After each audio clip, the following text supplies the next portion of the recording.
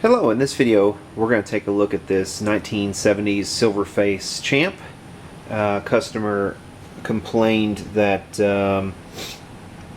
it's just not working correctly. He said he thought his he said his rectifier tube had gone out at one point. He had changed it and then something smoked, and I've actually already smelled the back of this amp.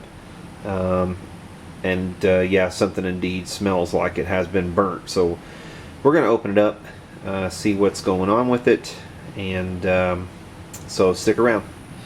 Okay, here we are inside this Champ, and right off the bat we can see what the problem is. We have a really crispy resistor right here on the power rail. So this would have been what was stinking. Pretty obvious there.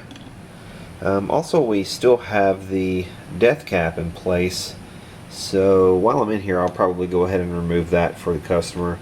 This needs to be replaced for sure. I will check these electrolytics, and everything else looks okay. This little 25 microfarad cap has a puncture on the side. I don't know if we can see that or not, but it's got a little puncture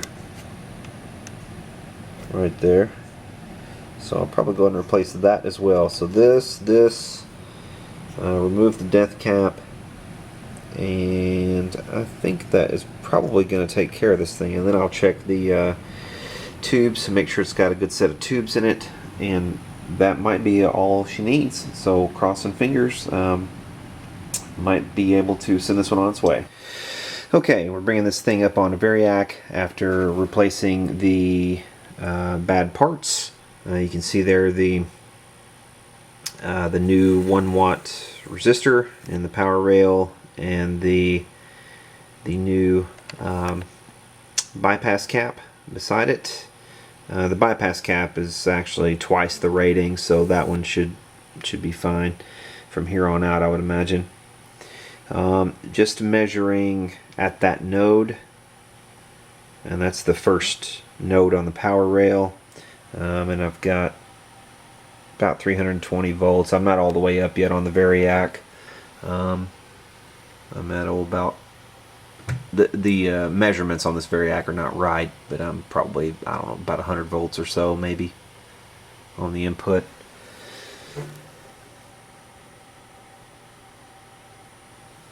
We're going to slowly dial this thing up. What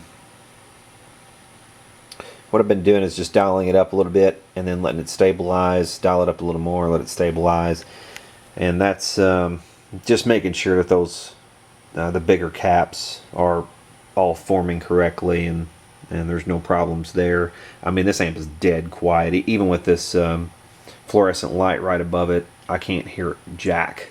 I mean, nothing coming out of the speaker until I actually plug in a cable into the input. I had to do that just to make sure it was alive, and it is alive, but dead quiet. And I've removed the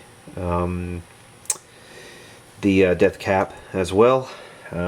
Basically just the 3 components right there, and I think that's going to take care of it. I believe the customer will be happy. He didn't have to spend any more than he was dreading he might. So yeah, it looks like this one might be good to go. We'll just button it up and give it a test, and we'll dial it up all the way on the Variac first and let it cook for a little while. But after that, we will test it all out, make sure everything's okay, and send it back to the customer. Okay, we're back with this Champ, and for some reason this thing is putting out a lot of voltage from the power transformer, and there's not a whole lot I can do to stamp that down. If I were to measure the first node, which would be right in there at the on this side of this resistor, right in here, I would get about 450 volts, and that's pretty high for a Champ. As you can see, I've replaced this resistor here. with a metal film type resistor. Replaced the cathode biased resistor with a pair of metal film resistors as well, in the hopes that those don't burn. There's so much voltage running through the power rail that this, not only did this resistor burn, but these were threatening to burn as well. And when I measured the bias, I was about 18.5 watts of bias on this output tube, and who knows how long it had been that way, and I think it had cooked the tube.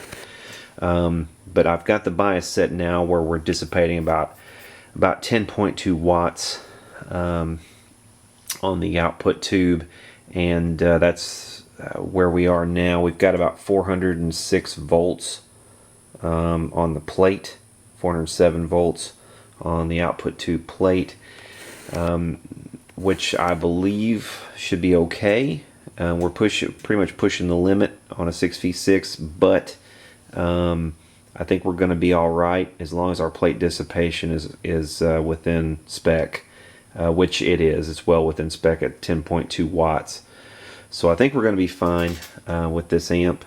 But just to point out, once again, for whatever reason, our power transformer is putting out a lot more volts than it normally should on a Silverface Champ.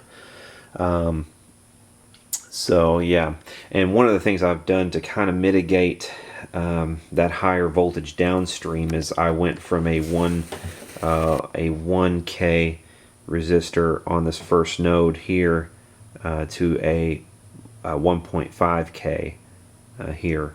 So, and hopefully everything downstream, this point, and everything downstream will be a little bit lower as a result.